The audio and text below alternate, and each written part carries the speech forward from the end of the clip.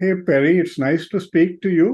We've known each other 16 years. You quoted me in the New York Times a couple of times, and now we are ready to talk about your book. So, what's a nice Jewish man doing, being so interested in India and in Gandhi in particular?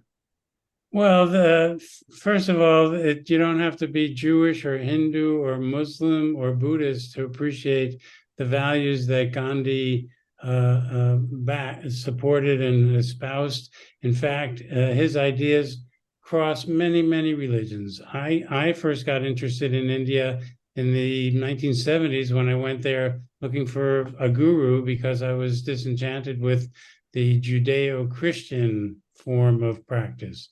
And ever since then, I've been compelled about the Indian way of living and the Eastern way of thought. Okay. And I noticed that you got the Dalai Lama to write the foreword for your book.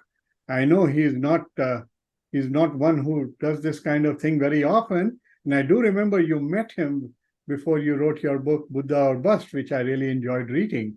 So tell Thank us you. how you got the Dalai Lama to write your foreword.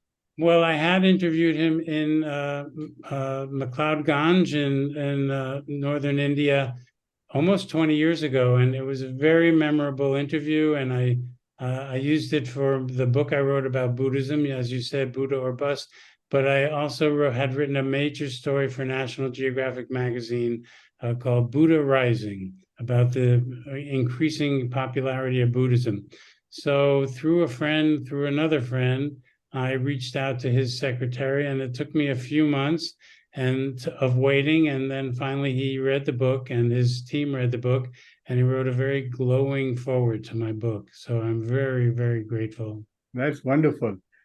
Now, finally, I want to ask you, uh, Mahatma Gandhi wrote his autobiography, I think, and he titled it My Experiments with the Truth.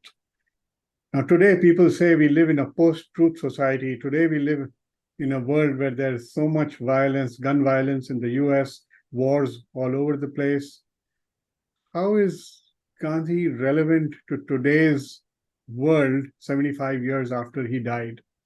Well, for exactly the reasons you said, there's an increase in violence.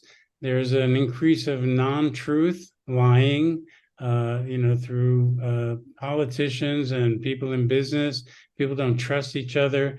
And the very simple ideas that Gandhi purported and lived by himself, as you said, his experiment with truth, are living examples of how to live in a world where we're bombarded by images and ideas that do not hold water with anyone.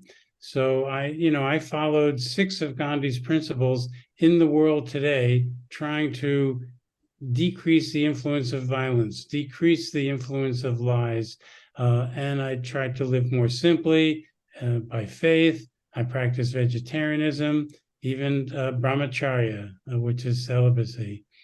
So I think that for me, the experiment has been successful. Thank you. Thank you so much, Perry.